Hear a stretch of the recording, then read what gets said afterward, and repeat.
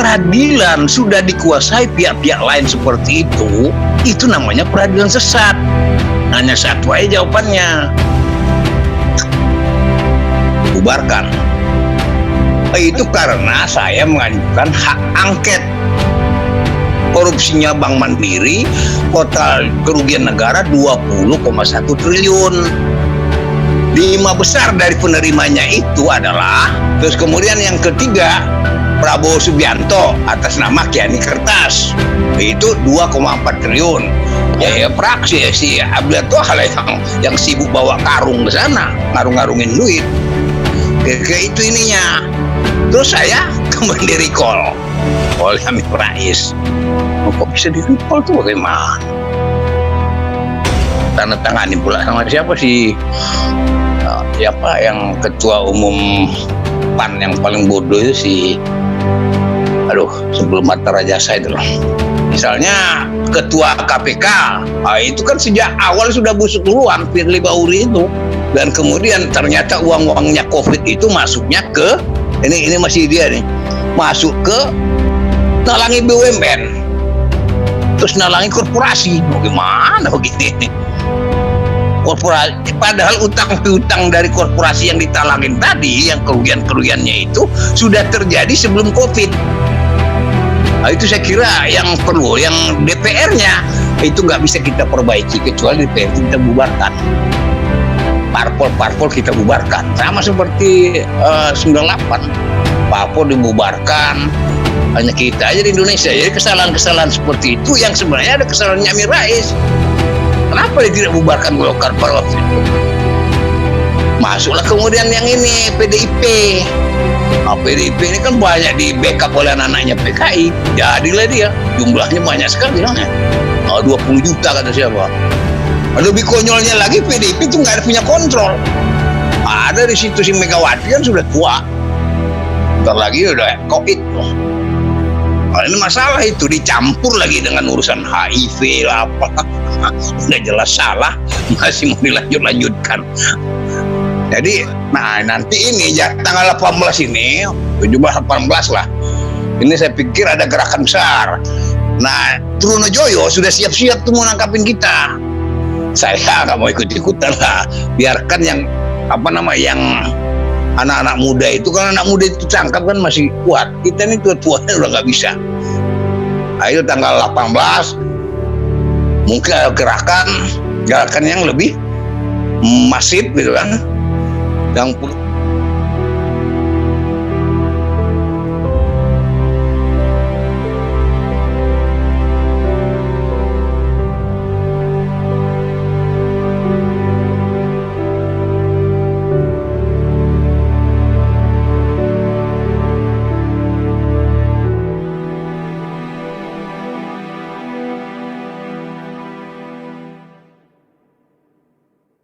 dari paparan siapa tadi, Said Didu dan Ahmad Yani, kalau saya ini berandai-andai aja, kalau saya di DPR ya sudah suruh turun saja itu Jokowi. Makin lama makin ambruk nih negara. Itu risiko dari memilih orang bodoh menjadi pemimpin. Jadi makin cepat Jokowi turun makin bagus. Karena ditabrak semua. Undang-undang nomor 2 itu hampir seluruhnya menabrak konvensi-konvensi keuangan. Mana ada orang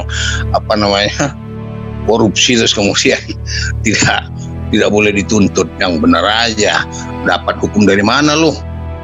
Nah, masalah di situ kan. Tapi menurut saya yang item bahwa di undang-undang nomor 2 itu menyebut bahwa kalau tidak ada tidak bisa dituntut, itu lupakan saja. Sebab dia tidak di atas dari undang-undang pidana.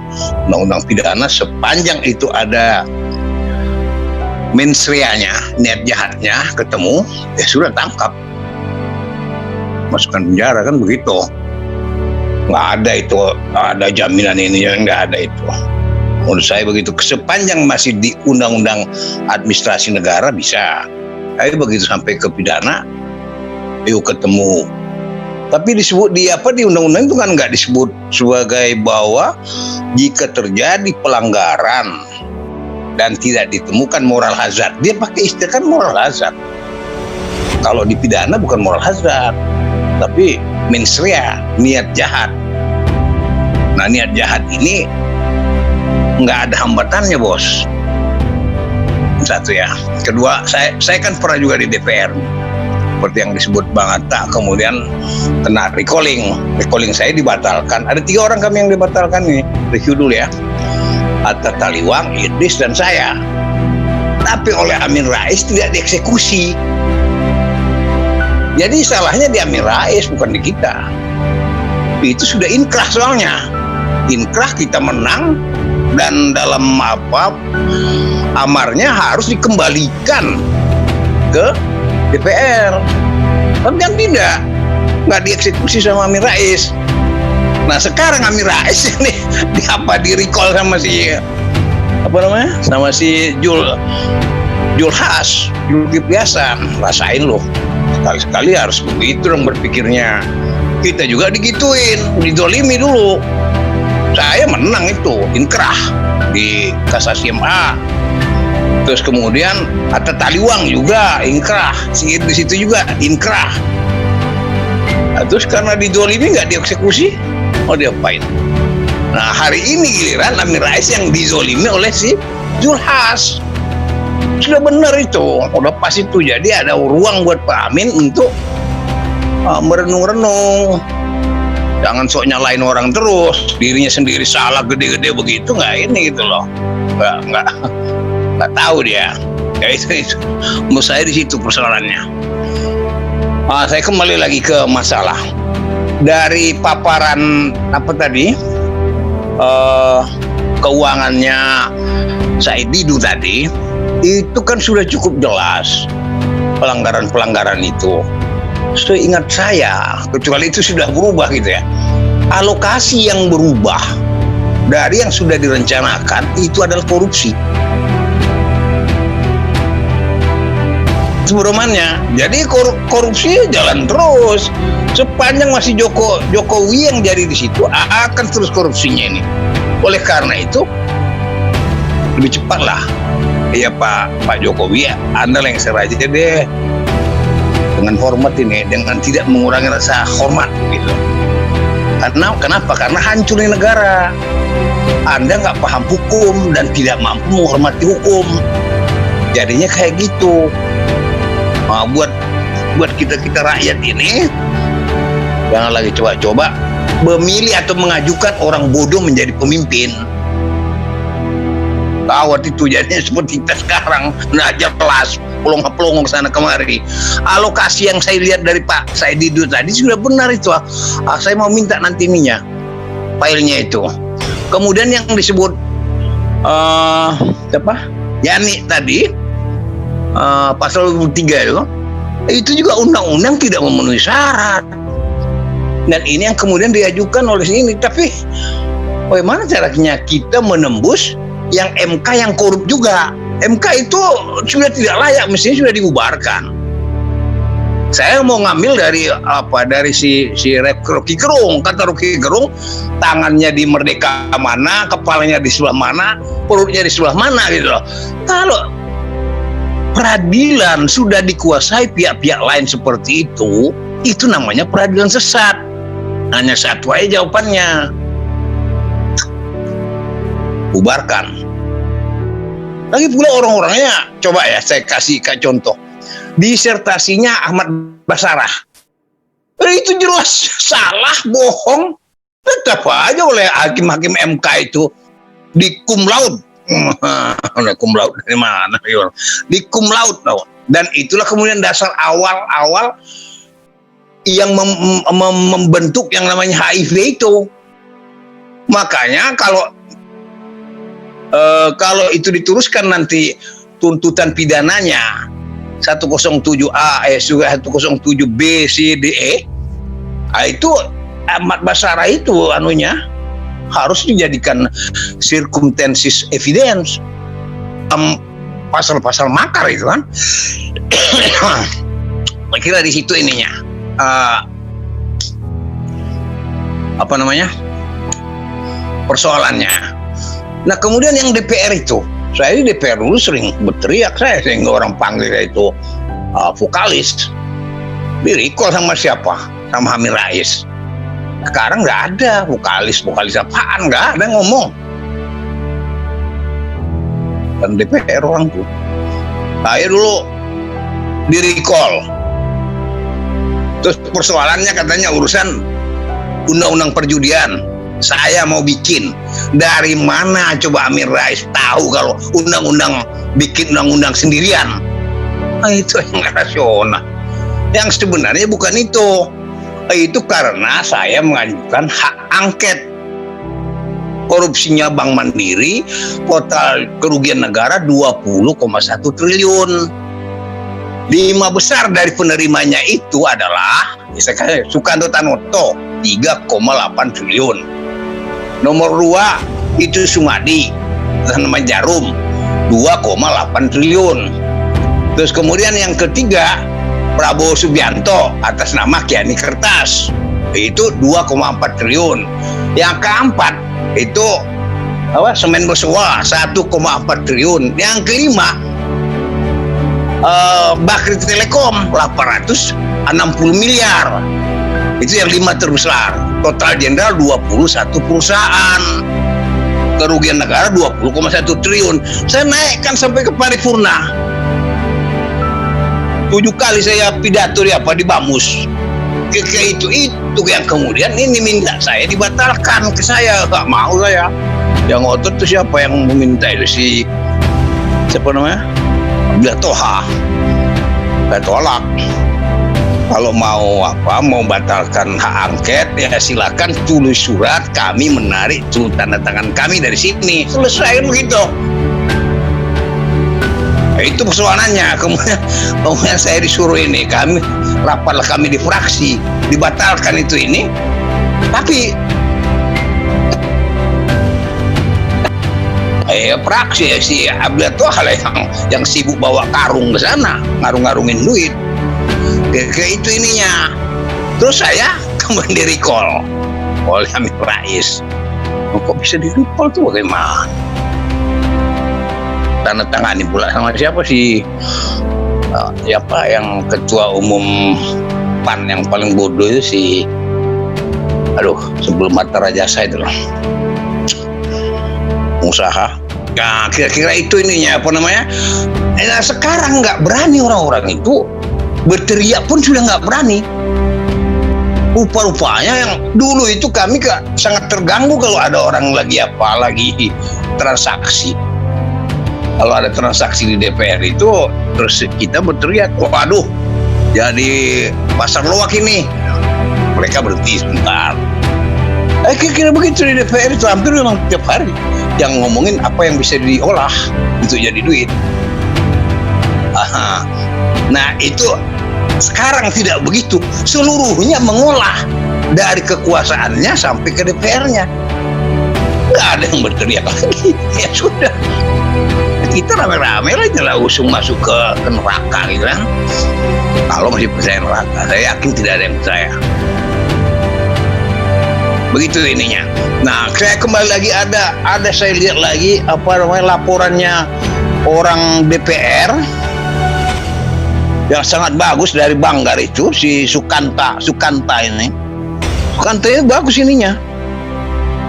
Dia menjelaskan hampir seluruhan penggunaan APBN itu salah alokasi. Berarti salah alokasi berarti korupsi. Nah, korupsi ini ajukan saja. Bagaimana caranya? Memang DPR yang punya hak. Itu kira-kira. Tapi kalau kita mau, ya diajukan saja sebagai apa? Sebagai korupsi. Nanti ngajukannya ke KPK. KPK-nya korup juga. Yang sekarang kan orang-orang korup yang terpilih. Misalnya ketua KPK, itu kan sejak awal sudah busuk duluan, Firly Bahuri itu. Nah, saya kira, tapi boleh kita coba aja. Lama-kelamaan tidak seluruhnya bisa dikuasai oleh setan kan, masih tetap ada ini. Jadi si Sukanta ini sudah membeberkan seluruh kesalahan-kesalahan alokasi.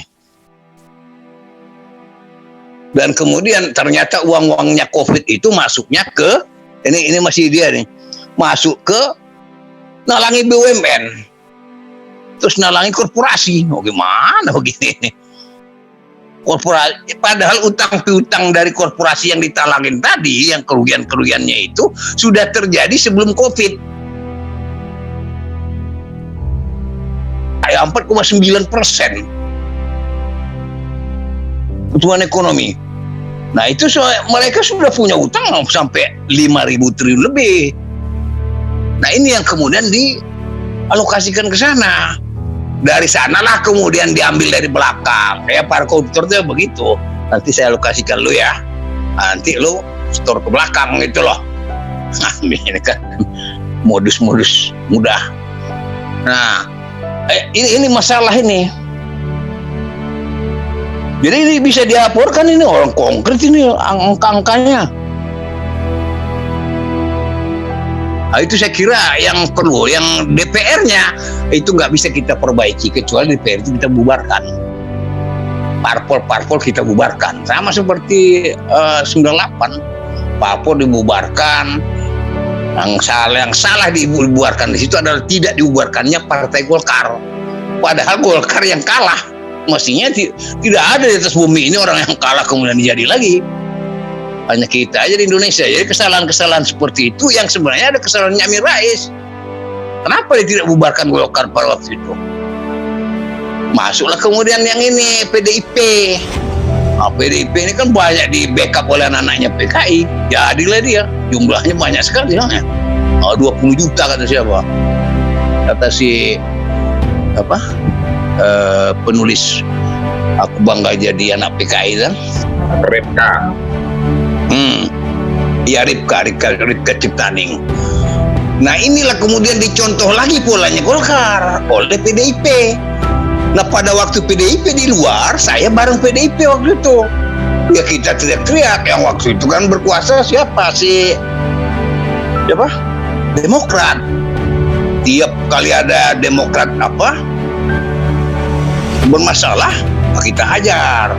Saya sudah masuk ke DPR itu ketika presidennya Megawati, sampai kemudian presidennya diganti oleh yang baru si Demokrat. Iya, kita teriak itu. Tapi kenapa kemudian mereka berkuasa? Pola-polanya Golkar yang dulu yang korup itu diambil oleh PDIP. Lebih konyolnya lagi, PDIP itu nggak ada punya kontrol. Ada di situ si Megawati kan sudah tua. Ntar lagi udah COVID. Nah, ini masalah itu dicampur lagi dengan urusan HIV lah apa. Udah jelas salah, masih mau dilanjutkan. Itu masalahnya dulu ya. Jadi di organisasi politik ini sudah nggak benar rekrutmennya. Tapi dari dulu itu, zaman saya sudah nggak benar kok. Gimana mau bilang sekarang? Zaman saya sudah nggak benar. Saya di recall itu nggak benar caranya. Ya. Siapa juga Hatta Taliwang juga nggak benar caranya. Kami ini sudah menang, tapi kemudian menang inkrah, tapi tidak dieksekusi. Jadi emang penyimpangan sudah terlalu besar lah masalahnya. Jadi apalagi yang mau saya kemukakan ini tadi ya, udah ya, angka-angka ini sudah ada. Saya sebenarnya pengen share ini. Gimana caranya meng-share-nya? Bisa Pak, saya jadikan host, langsung share screen aja Pak, yang ada tengah itu. Oh gitu ya. Iya. Oke. Nanti tak coba ya. Sekarang nggak bisa. Baik, makasih. Ya, boleh. Nah ini lagi yang sekarang tadi yang ini. Nah ini yang sekarang ini yang ke depan. Yang ke depan saya berharap tanggal 18 Agustus itu kita rame-rame aja ke DPR. Tapi nggak usah diumumkan. Kalau diumumkan kayak Hatta Taliwang dulu yang 212, dia umumkan kami akan ke DPR dengan 20.000 massa. Langsung dari sana si Tito Karnavian kerahkan orang ke sana. mau ditembakin kalau datang. Habis itu tangkapin semua kan. Ya tertaliwang salah satu. Saya masuk nomor 17 tapi saya nggak ditangkap. Soalnya saya sembunyi di lantai 7. Jadi kalau mereka mau tangkap saya ke lantai 7 gedung PBN luar, mereka harus lewati lantai 3. Di lantai 3 itu ada gondoruonya Bang Said Akil gitu, Akil Sirot. Jadi saya nggak ditangkap, yang ditangkap teman-teman aja. Saya memang nggak tanda tangan dokumen itu. Yang tanda tangan itu tangkap semua. Jadi nanti ini tanggal 18 ini 17-18 lah. Ini saya pikir ada gerakan besar. Nah, Trunojoyo sudah siap-siap tuh mau nangkapin kita. Saya nggak mau ikut-ikutan lah. Biarkan yang yang anak-anak muda itu, kalau anak muda itu tangkap kan masih kuat. Kita ini tua-tuanya udah nggak bisa. Ayo tanggal 18 mungkin ada gerakan yang lebih masif gitu kan. Yang belum kita dengar bagaimana sikapnya tentara. Kalau sikapnya polisi di sebelah sana. Yang penting ada sikapnya tentara dari sebelah sini. Bagaimana sikapnya? Kalau sikapnya tentara mendukung, jalan kita tangkap lagi itu purnawirawan itu kan. Ya, begitu. Tapi ya kalau nggak begitu gimana lagi? Nggak ada lagi, bos. Mau ngapain lagi? Mau tulis menulis? Sampai capek itu hancur handphone nggak bakal ada dengar nih. Soalnya apa? Jokowi itu nggak perlu bos. Orang nggak layak dijadikan presiden, mana nih? Masalahnya. Jadi saya sudah monitor juga. Mungkin tanggal Agustus ini akan jadi puncak klimaks kecil. Klimaks besarnya nampaknya juga sudah ada. Jadi kalau tentara sikapnya kemana, itu yang bagus. Kalau menurut kita berharap tentara itu mengambil alih kekuasaan, kemudian membaginya kepada sipil. Nah, biasanya kalau seperti yang mengambil alih kekuasaan, terus diambil untuk dirinya, itu yang jadi junta militer. Nah, nampaknya sampai sekarang ini antara posisi kepolisian dan polisi tentara sudah berhadapan-hadapan. Kalau nanti kita berkuasa, kita kembalikanlah polisi itu di bawahnya ABRI. Nggak benar nih sekarang ini polisi seperti kerajaan sendiri, dan mereka melakukan sesuatu itu udah tidak kira-kira. Nah, mereka sudah bersatu dengan para koruptor, dengan penjahat. Izin. Ini kan menarik ini, yang 3 orang jenderal-jenderal yang dicopot-copotin nama Idam Aziz ini. Ini menunjukkan bahwa polisi itu sudah tamat, tidak punya moral lagi di situ. Karena tidak punya moral, ya sudahlah. Kita kembalikan lagi dia ke rumahnya yang semula. Waktu zaman Orde Baru dia kan ada di situ, di ABRI itu. Saya kira lebih bagus begitu. Tidak bisa diterus-terusin ya polisi ini. Polisi makin lama dia makin makan moralnya, makin habis, dan makin membesar dia. Terus buat kekuasaan sendiri. Dia telah buat kekuasaan sendiri, bekerja samanya dengan para koruptor. Ini gawat. Kira di situ ya, apalagi ya yang MK itu yang perlu kita bubarkan. Nah, ini yang penting-penting aja. DPR kita bubarkan. Kira-kira itu kerjaan kita ke depan. Kira itu aja ya. Nanti lagi ya. Assalamualaikum warahmatullahi wabarakatuh. Waalaikumsalam warahmatullahi wabarakatuh. Luar biasa Bapak Joket, kita sering sebut beliau. Pecinya bagus itu Pak, ada logonya. Oh iya. Iya. Kayak Kang Said senang gitu loh. Jadi Kang Said senang ditengoknya. Presiden yang tertukar sepertinya ini. Ya, tadi sampaikan oleh beliau sudah berkolaborasi semua kekuatan, presiden, kepolisian dengan para koruptor. Luar biasa ini, longgar sekali. Nah, ini agak mengkhawatirkan. Biasanya kalau yang begini-begini langsung dicekal nih kalau mengarah kepada makar. Tapi ini kebenaran harus sampaikan. Tidak ada hal yang lain kecuali memang harus disampaikan oleh kita semua. Selanjutnya.